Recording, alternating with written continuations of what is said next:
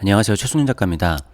오늘은 미술 작가가 가져야 할 경제 전략 세 가지에 대해서 말씀을 드리도록 하겠습니다. 본격적인 얘기를 하기에 앞서서 오해가 있으실 것 같아서 전제를 하나 깔고 말씀을 드리는데요. 경제에 대해서 몰라도 됩니다. 지금 시황이 어떻고 부동산이 어떻고 이런 거에 대해서는 전혀 미술 작가 입장에서는 몰라도 상관은 없습니다. 애초에 어떻게 생각하면은 작가가 계속 경제 쪽으로만 공부를 너무 하는 것도 저 같은 경우에는 좀 맞지만, 제가 30년 동안 인체나 인간에 대해서 연구를 했었는데 뭔가 더 탐구해야 될 분야가 남은 것들이 경제적인 것이기 때문에 요즘 경제를 공부를 하고 있는데, 저같이 이러한 거를 탐구할 게 아니라고 하면은, 그리고 괜히 스트레스 받는데 경제 공부하기 싫다라고 하면은 경제에 대해서 전혀 몰라도 미술 작가는 상관이 없습니다. 자, 근데 평범한 사람들이 그런 얘기 많이 해요. 자기가 할 일만 그냥 묵묵히 하고 그 분야에서 최고가 되면은 돈은 자연스럽게 따라온다라는 이야기는 맞는 거기는 한데요. 한 가지 예를 들어서 얼마 전에 임창정 씨가 주가 조작이나 여러 가지 해가지고 지금 좀 힘들어졌을 거예요. 물론 나중에 워낙 유명 연예인이니까 복구를 하는데 좋기는 하겠지만, 굉장히 많은 사람들이 미술 작가뿐만이 아니라 특히 연예인 쪽에 있는 사람들이 사실 경제 돌아가는 거에 대해서 잘 모르고, 그래서 돈은 여기서 벌었는데 엄한 데에서 날리는 경우들이 굉장히 많아요. 그러니까 뭔가 이런 예술을 하는 사람들은 순수해야 된다라고 해서 그거를 노리고 사실 사기치는 사람들도 되게 많이 있고요. 뭔가 내가 잘 모르니까 누구한테 이렇게 좀 안전하게 맡겨놓는 게 좋지 않을까? 근데 이번에 주가 조작 사태를 아시는 분들은 아시겠지만, 누군가에게 맡겨서 안전한 돈이라는 거는 없습니다. 그러니까 박수홍 씨 같은 경우에는 자기 친형, 친부모한테 맡겼지만 경제권을 누군가 다른 안전한 사람에게 맡기면 알아서 된다? 부부끼리도 사실은 좀 어떻게 보면 위험하다라고도 볼 수 있거든요. 그러니까 내가 바쁘니까 내 배우자에게 맡길 수는 있겠지만 최소한 저 사람이 뭘 하고 있는지는 서로 알고 상의를 해야 되는 거지, 누군가에게 전적으로 일임을 한다. 전적으로 일임을 해서 그 사람이 잘하면은 모르겠지만, 전적으로 일임을 했는데 그 사람이 잃게 되면은 이게 왜 잃게 됐는지도 모르는데 그냥 불리진 않았어도 본전은 지키고 있지 않을까 싶은데, 삶을 살다 보면은 그런 일은 잘 없습니다. 그래서 내가 피땀 흘려서 작업으로 번 돈을 잃지 않는 정도의 경제 지식은 있어야 됩니다. 이거는 순수함을 지키는 거랑은 다른 문제고요. 이거 제가 경제 관련해서는 많이 말씀을 드렸지만, 나라가 잘 살아야지 미술 작가도 있을 수 있는 거거든요. 미술 작가도 경제적인 게 뒷받침이 되어야지 작품도 마음껏 할 수 있는 거예요. 이거를 혼동하지 않으셨으면 좋겠고요. 자, 첫 번째로 저축에 대해서 이야기를 해드리도록 하겠습니다.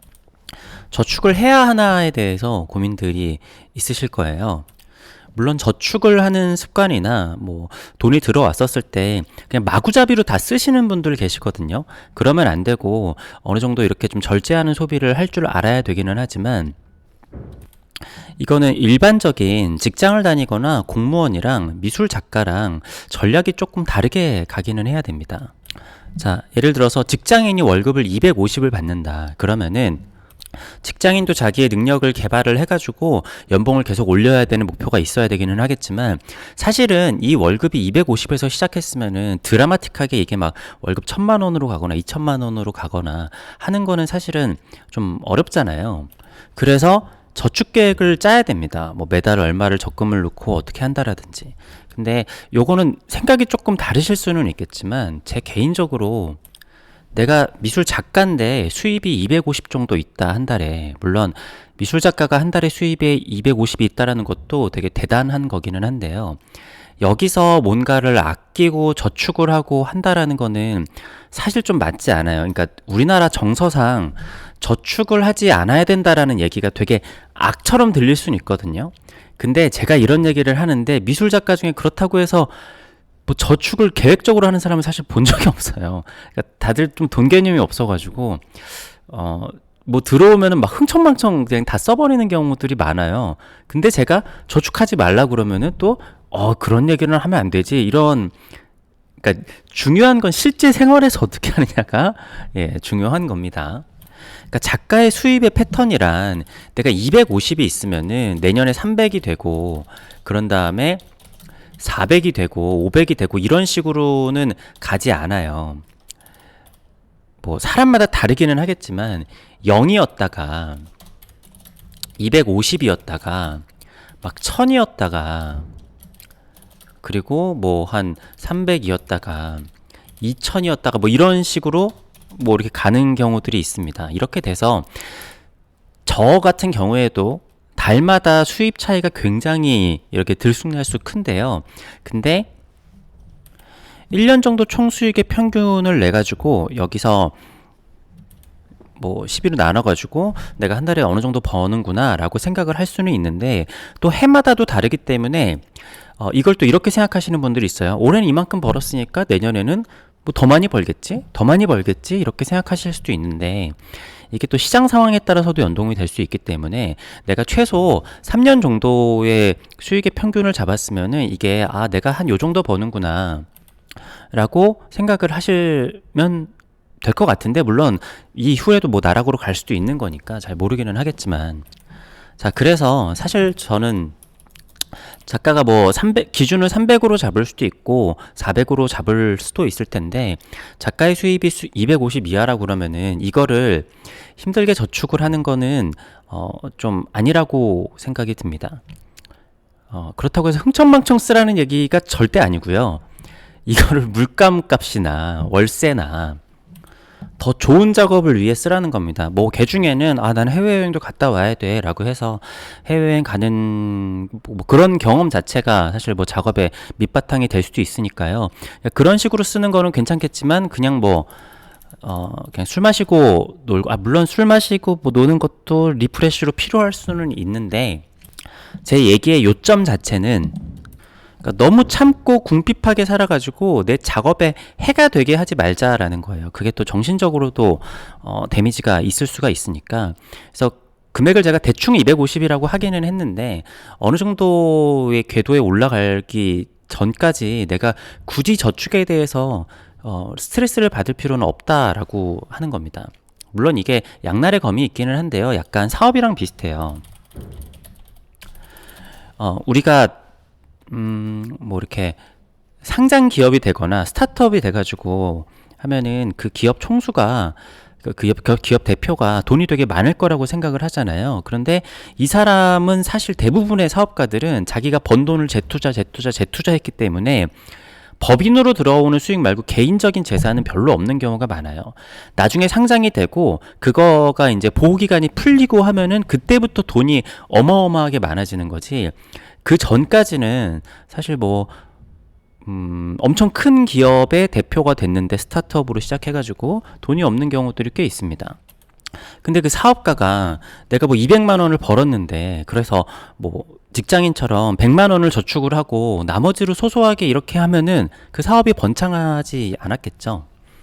그러니까 이게 결국엔 확률이 되게 낮은 게임이긴 한데 어차피 내가 나중에 성공을 한다라는 전제와 그런 목표를 가지고 살아야 되는 거잖아요.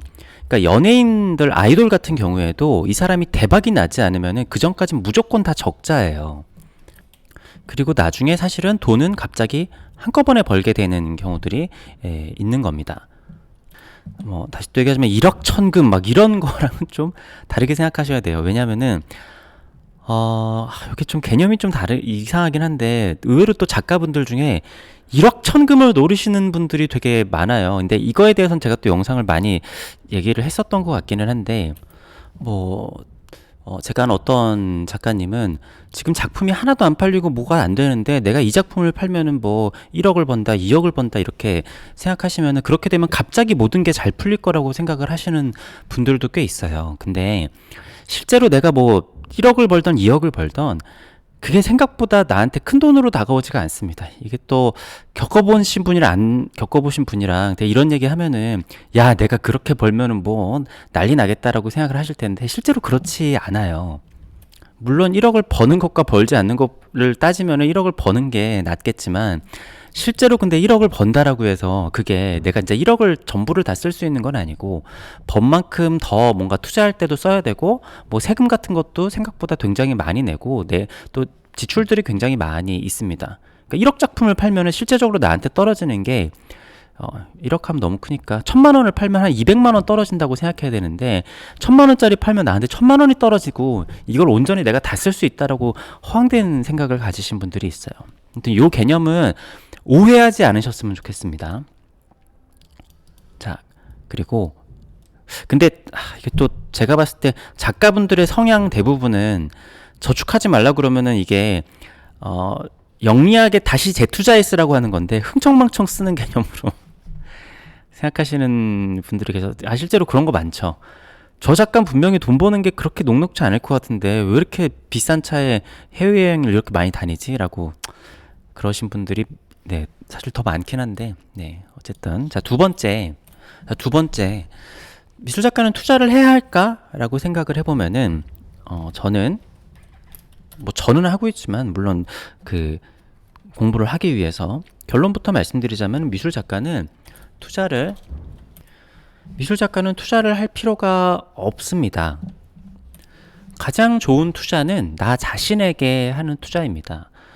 무슨 얘기냐면은 내가 뭐 경제적인 거에 뭐 등락 같은 것들을 보고 뭐 할 수도 있겠지만 뭐 이번에 팬데믹 기간을 보셔서 아시겠지만 모든 자산 시장에 폭발들이 있었잖아요. 그래서 어차피 내가 다른 데 투자를 하지 않고 작품을 계속 열심히 하고 있다라고 하면은 그 시장의 수혜를 그냥 받습니다.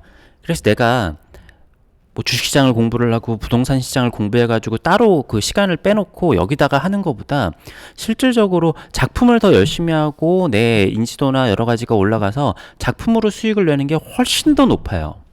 그러니까 이거를 뭐 개별 기업으로 보면은 내가 지수를 투자를 하는 것보다 개별 기업 투자가 물론 등락률이 있지만 그게 더 높잖아요.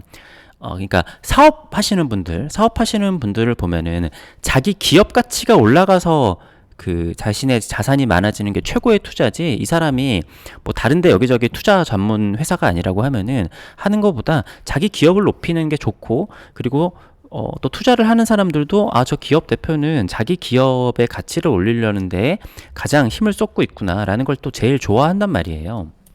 그래서 그런 투자의 대가들의 얘기를 들어보면은 정말 믿을 만한 기업을 그냥 평생 가지고 가는 게 사실은 제일 좋은 투자다 이런 얘기를 하잖아요. 내가 가장 잘 알 수 있는 것도 나고 내가 노력을 해서 개선시킬 수 있는 것도 나기 때문에 결국에 미술 작가는 개별적인 뭐 다른 것들 그러니까 내가 부동산은 필요해요. 그러니까 내 집과 내 작업실은 필요합니다.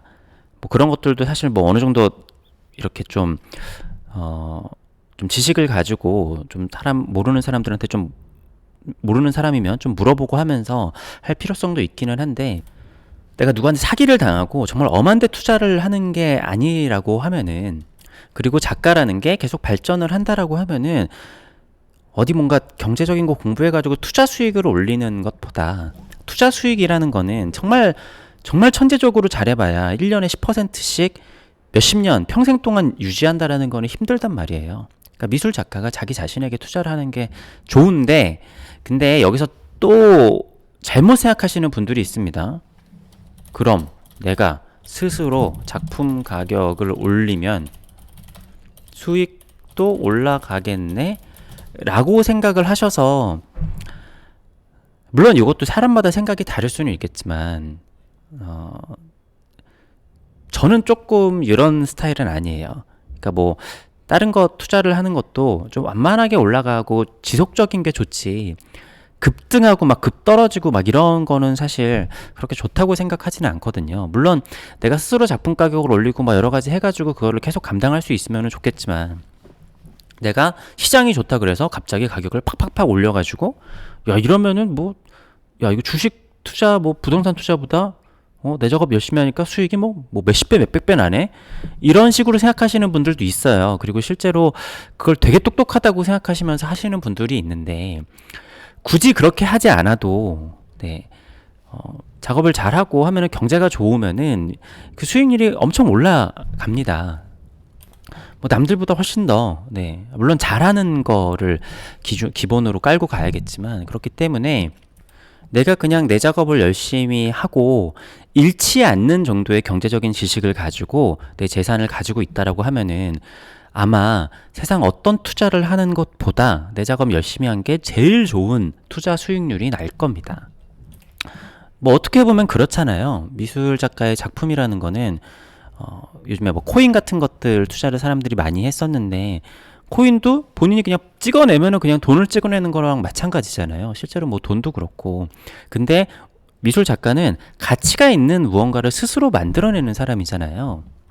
게다가 코인처럼 실물이 존재하지 않는 것도 아니기 때문에 내가 내 작품을 잘하고 거기에 계속 재투자를 하면서 하면은 다른 경제 공부가 미술 작가는 사실은 전혀 필요가 없다. 저는 인간에 대해서 연구하기 위해서 하는 건데 다른 작가분들은 전혀 신경도 쓰지 않아도 상관없다. 많은 작가분들도 실제로 그렇게 하면서 하시는 분들이 많이 있고요. 물론 다시 말씀드리지만 이상한 사람들한테 꿰어서 이런 예체능 하시는 분들이 잘 몰라가지고 사기당하고 이러는 경우들이 되게 많고, 그것 때문에 사람의 마음이 전 재산을 날리게 되면은 사람이 그거 복구하고 마음을 추스리기가 쉽지가 않아요. 그렇기 때문에 그런 정도의 지식은 사실 가지고 있어야 된다. 자, 그리고 이제 마지막 세 번째로요. 또 그런 걱정하시는 분들이 있을 거예요. 경제가 어려우면 어떻게 하나. 특히 요즘에 이제 경제가 좀 어려워졌다라는 얘기들을 많이 하잖아요. 근데 제가 그런 얘기들을 가끔 하거든요. 저는 뭐 이렇게 크게 불안하지도 않고 앞으로 제가 힘들 거라고 생각하지도 않는데, 그러면 또 그렇게 얘기하실 수 있을 거예요. 아니, 앞에서 미술 경기는 경제 사이클하고 같이 맞물려서 간다라고 했는데 경제가 안 좋으면 미술 작가도 당연히 안 좋지 않겠느냐라고 하실 텐데, 이건 뭐 여러 가지 측면으로 얘기를 하겠지만 미술 시장은 좋은 적이 별로 없다, 원래. 자, 그리고 전쟁 중에도 미술 시장은 살아있다. 그리고 우리가 아는 수많은 대가들은 경제 위기를 여러 번 겪었다. 자, 우리가 미술 작가들, 뭐 대가들, 잘된 사람들의 이야기를 보면은 그 사람의 생애를 보니까 뭐 어떤 일이 생겨났는지 잘 모르고 이 사람이 계속 승승장구했구나라고 생각을 하겠지만, 뭐 어떤 작가가 70년대, 80년대, 90년대 막 이런 보면은 그때마다 뭐 석유 파동도 있었고 뭐 전쟁도 있었고 중간에 금융위기도 있었고 뭐 엄청난 것들이 많았잖아요. 뭐 닷컴 버블도 있었고 거의 10년마다 굉장히 이상한 일들이 많이 있었단 말이에요. 파산하는 사람들도 많고 뭐 디폴트를 선언하는 국가들도 있고 막 그랬었는데, 전쟁이 나건 경제 위기가 나건 하면은 물론 뭐 그거에 따라서 작가들도 좀 등락이 있고 돈이 많은 사람들도 재산을 막 잃고 마는 등락이 있겠지만, 뭐 우리가 아는 그 뭐 유럽의 귀족들이 있다라고 해볼게요. 그 귀족들은요, 뭐 100년 전에도 200년 전에도 300년 전에도 잘 살았고 지금도 잘 살고 있습니다. 물론 그 사람들의 재산이 뭐 수조 원이 줄었다가 늘었다가 막 하기는 하겠지만 그래도 최고급 요리 먹고, 네, 퍼스트 클래스 타고 다니고 비즈니스 타고, 네, 비싼 차 타면서 그러고 합니다. 뭐 경제가 어려워지고 하면은 아이고 저 뭐 비싼 벤틀리 같은 거 타는 사람들 어떻게 벤틀리 같은 회사 망하는 거 아니야? 라고 생각할 수도 있겠지만, 그 어려운 경제 때도 닷컴 버블이 무너지고 우리나라 IMF 때 이럴 때도 그럴 때도 비싼 차 타고, 네, 뭐 어디 진짜 돈이 많아가지고 어디 뭐 술집 같은데 비싼데 가고 돈페르뇽 같은 거 사 먹고, 뭐 돈페르뇽 아무튼 되게 비싼 샴페인 뭐 그런 걸로 알고 있는데, 그런 거 만드는 사람들도 경제 위기 때는 얼마나 힘들었겠어요. 물론 매출이 줄었겠죠. 하지만 또 세상에 부자들도 많고 그래서 그런 걸 또 소비를 하는 사람들이 있습니다. 그러니까 경제가 아무리 어려워도 그림을 사는 사람들은 있어요. 우리나라 6.25 때에도 전시를 하는 미술 작가들이 있었고요. 작품을 파는 사람들이 있었습니다. 물론 미술 시장 전체로 보면은 어렵겠죠. 어렵겠고 뭐 갤러리도 어려울 수 있고 한데, 사실 미술 작가는 그거랑 좀 다르잖아요. 뭐 주식시장을 보면은요, 지수가 막 떨어지고 막 이러는데, 그런데 뭐 어떤 주식들은 또 엄청 오르는 경우들이 있어요. 그러니까 지금 시장이 좀 안 좋다라고 했었는데 2차 전지주 같은 경우에는 막 몇 배씩 올랐잖아요.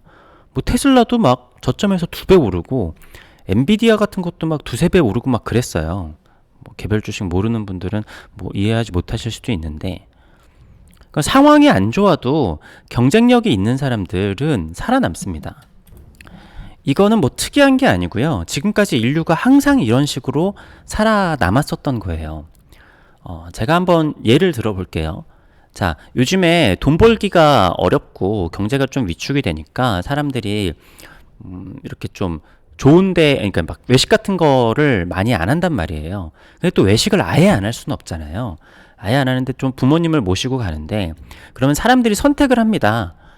저렴한 것들을 먹을 것이냐, 아니면은 가끔 그래도 외식을 하는 건데 맛있는 데 가서 먹을 것이냐. 맛있는 데 가려고 하면은 뭐 가격도 어느 정도 좀 중요하긴 하겠지만 일단은 진짜 맛집에 가고 싶어 하는 경우들이 있습니다. 그러니까 내가 뭐 2, 3일에 한 번씩 외식을 하는 거면은 뭐 여기도 갔다 저기도 갔다가 이번엔 실패했네 라 이렇게 할 수 있겠지만, 내가 뭐 한 달에 한 번, 분기별로 한 번, 뭐 아니면 1년에 한 번 부모님 모시고 외식을 한다라고 하면은, 그러면은 이것저것 따져가지고 진짜 맛있는 데로 가요. 그러면은 지금처럼 경제가 어렵고 하더라도 맛집에 가면은 사람들이 아직도 웨이팅을 하고 줄 서서 기다립니다. 제가 있는 신도시에 여기 뭐 상황이 좀 안 좋다라고 했잖아요. 그런데 이거는 전반적인 상황이 안 좋은 거고, 그 중에서 장사 잘하고 진짜 맛있고 손님들한테 잘하고 하는 데는 그건 잘해요. 네, 사람도 많고 장사도 잘 되고 그럴 겁니다. 그러니까 경제가 어려우면 어려울수록 사실은 제일 믿을 만한 사람, 저는 스스로 저라고 생각하거든요. 그러니까 제가 삼성전자의 미래가 앞으로 어떻게 될지 모르겠어요. 왜냐하면 그 사람들이 무슨 생각을 하고 있고 제가 총수가 아닌 이상해야 디테일한 것들을 모르잖아요. 근데 나를 제일 잘 아는 거는 나잖아요.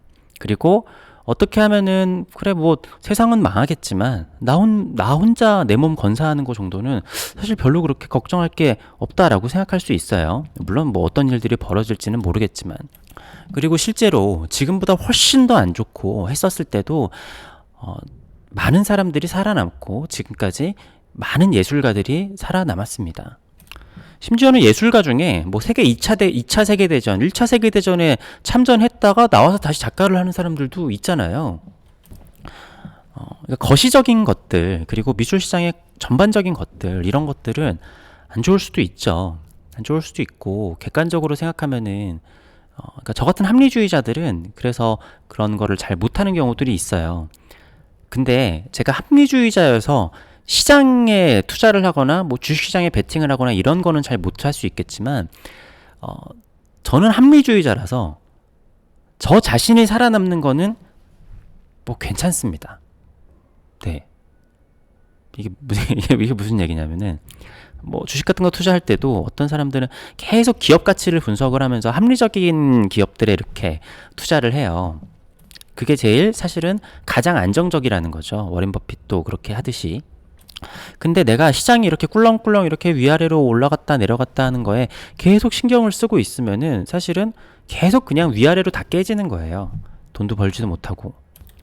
그래서 전국의 빵집이 막 수백 개가 있다가 경제가 안 좋아지니까 다 망한다고 하더라도 진짜 맛있는 빵집은 몇 개는 살아남습니다. 그리고 결국에는 살아남은 기업들이 파이를 다 먹어버리는 거죠.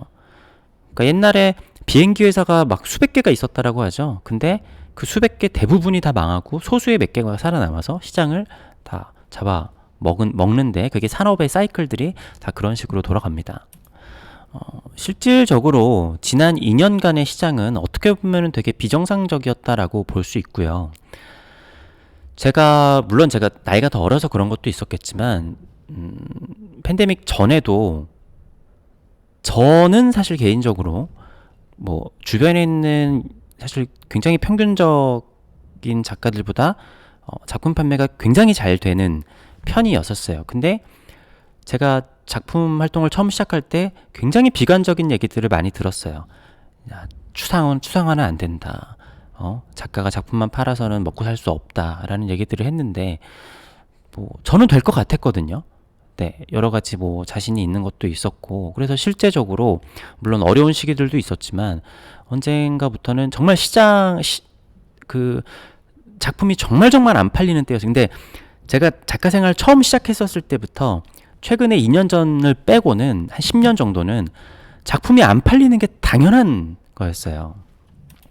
그 와중에 저는 괜찮았는데, 물론 저보다 이제 제 위에 선배 선생님들은 시장이 좋던 말던 저보다 훨씬 더 비싼 가격으로 언제나 잘 나가시는 분들이 있었습니다. 저랑은 뭐 비교도 할 수 없을 정도로. 근데 그때도 엄청난 불황이었거든요.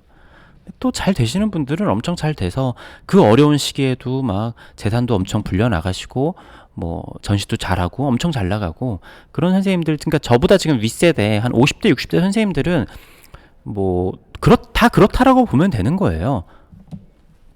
그때도 전시 오픈하면 완판하는 선생님들도 다 있었습니다. 상황이 정말 안 좋았는데. 지금 안 좋은 정도는, 네, 팬데믹 이전에 원래 평온했었던 미술시장에서는 지금도 호황이에요.